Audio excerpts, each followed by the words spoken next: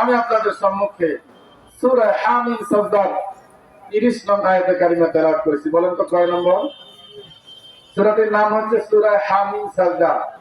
সকলে জোরে পড়েন সূরা হামিম আস-সাজদা। বলেন, সকলে বলেন সূরা হামিম সাজদা।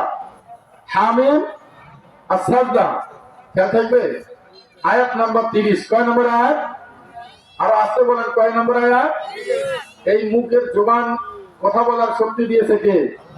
আল্লাহ ইচ্ছা করলে এই জবানটাকে বন্ধ করে, প্যারালাইজ করে বন্ধ করে দিতে পারে কি পারে না? পারে।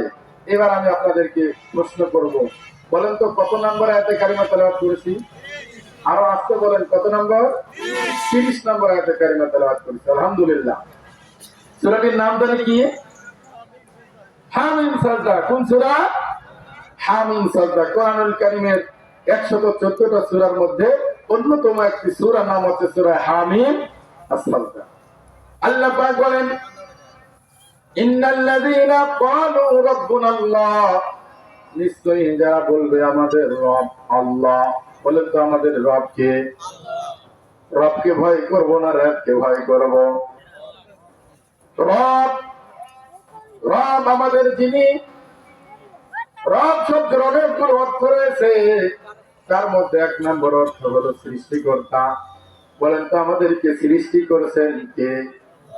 আর আসতে বলেন, সৃষ্টি করছেন কে? যিনি আমাদেরকে সৃষ্টি করছেন, বলেন তো তার ইবাদত করব না অন্য কারো ইবাদত করব? আমরা তারই ইবাদত করব।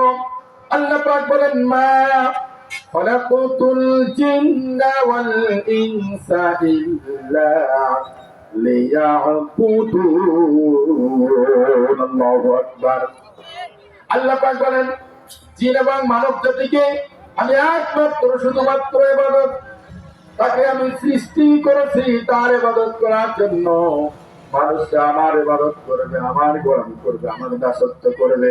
আমার জমিনে আমি খাওয়াবো, আমার আইন মানবে, আমার গোলামি ছাড়া কারো গোলামি করবে না।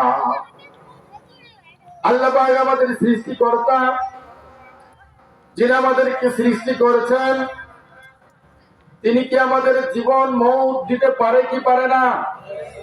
আল্লাহ পাক বলেন, আল্লাযী খালাকাল মাউতা ওয়াল হায়াতা লিয়াবলুয়াকুম আইয়ুকুম আহসানু আমালা।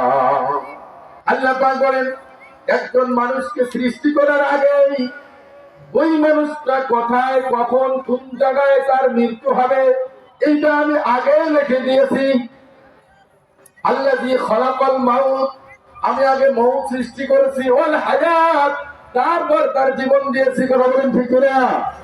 সুতরাং যিনি সৃষ্টি করেছেন তার ইবাদত করতে হবে। তিনি যেহেতু আমাদেরকে মৃত্যু দিবেন, সুতরাং ইবাদত করব কার? আর আসতে বলেন কার? গোলামি করব কার? দাসত্ব করব কার? আইন মানব কার? আল্লাহ। আল্লাহর আইন ছাড়া আর কারো আইন মানা জায়েজ নাই। আমাদের দেশে মানুষের তৈরি করা আইন চলছে। লেনিনের আইন, কালমার্সের আইন, মাওসেতুর আইন, কারো বাবার আইন, কারো স্বামীর আইন, আছে না নাই? আমাদের দেশে তৈরি করা মতবাদ চলছে। এই তৈরি করা মতবাদকে লাঠি মেরে একমাত্র শুধুমাত্র আল্লাহর আইন, আল্লাহর বিধান ছাড়া, আল্লাহর কোরআন ছাড়া আর কারো আইন মানা যাবে না। ঠিক না? মানুষের ব্যক্তিগত তৈরি করা মতবাদ যদি আমরা মানি, তাহলে আমাদের জীবনে কি হবে? আল্লাহ পাক ফতোয়া দিয়ে দিচ্ছেন, ওমাইয়া বাতাহি গায়রাল ইসলামি দীনান ফালাই ইয়াকবালা মিনহু ওয়া হুয়া ফিল আখিরাতি মিনাল খাসিরিন। আল্লাহু আকবার। আল্লাহ পাক বলেন, ওমাইয়া বাতাহি গায়রাল ইসলাম, ইসলাম ব্যতীত অন্য কোন ধর্ম, অন্য কোন মন্ত্র, অন্য কোন তন্ত্র তোমরা যদি তোমাদের জীবন আদর্শ হিসাবে মেনে নাও, আল্লাহ পাক বলেন ফালাই ইয়াকবালা মিনহু ফালাই ইয়াকবাল মিনহু, কিছুই কবুল হবে না।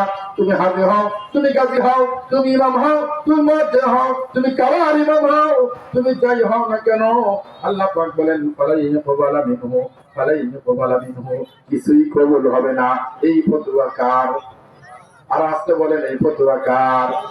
মোল্লার না আল্লাহর? আল্লাহর ফতোয়া। এই জন্য আমাদের রব যিনি আমাদেরকে সৃষ্টি করছেন তার আইন মানতে হবে। রব মানে সৃষ্টিকর্তা, এবার রবের আরেক অর্থ হচ্ছে রব মানে আইনদাতা। বলে তো আইন মানতে হবে কার? আমাদের দেশে কি আল্লাহর আইন চলে? চোর চুরি করলে তার হাত কেটে দাও, কার আইন?